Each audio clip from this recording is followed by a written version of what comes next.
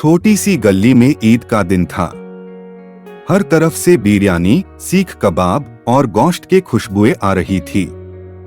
बच्चे नए कपड़ों में मुस्कुराते, मिठाइयां बांटते और ईदी लेते नजर आ रहे द।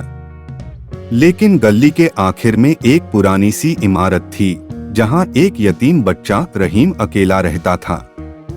माँ बाप को साल भर पहले एक हादसे में खो चुका था। खानदानी रिश्तेदार डोर के द और किसी ने जिम्मेदारी नहीं ली। महल्ले की एक बीबी कभी कभी कुछ दी जाती थी, लेकिन ईद के दिन उनका दरवाजा बैंड था। रहीम ने पुरानी कमीज पहनी जो उसकी माँ की याद दिलाती थी। पाँव में चप्पल नहीं थी, लेकिन उसका दिल ईद का जश्न महसूस करना चाहता था। हर तरफ से मुस्कुराते चेहरे और खुशियों की आवाजें आ रही थी, लेकिन उसके लिए ईद खाली थी। उसका पेट भूख से तड़प रहा था। सुबह से एक दाना नहीं खाया था। जब उसने दूसरे बच्चों को कबाब और गोश्त से भरी थालियां ले जाते देखा तो उसका दिल भर आया। गली के बीच में एक अमीर खानदान की थाली दरवाजे के बाहर रखी गई थी, किसी गरीब के लिए। उसमें गरम बिरयानी, सीख कबाब और एक प्लेट गोश्त भी था। रहीम ने इधर उधर देखा, कोई नहीं था। उसने थाली से सिर्फ गोश्त उठाया, सोचा सिर्फ थोड़ा सा, सिर्फ भूख मिटाने के लिए।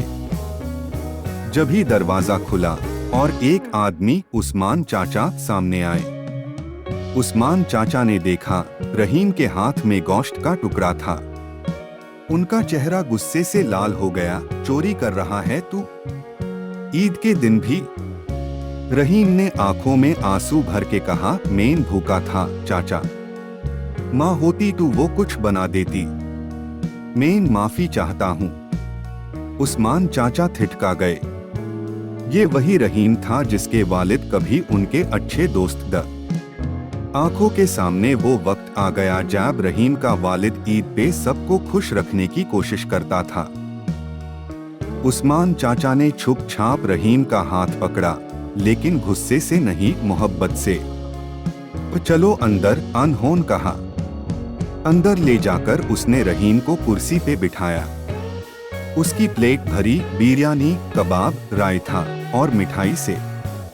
फिर उसकी पुरानी कमीज देखकर कहा, बेटा तुम्हारे लिए नए कपड़े भी हैं।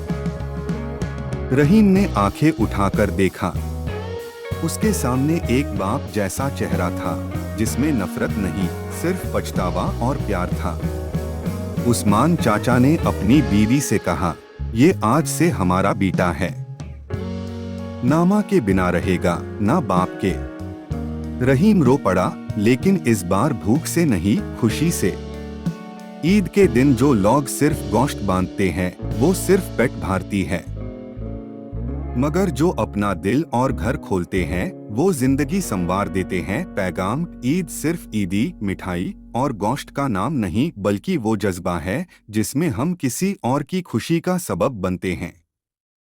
जब हम किसी के आंसू पोंछते हैं, तो हमारे लिए सबसे बड़ी ईदी अल्लाह ताला लिख देते हैं।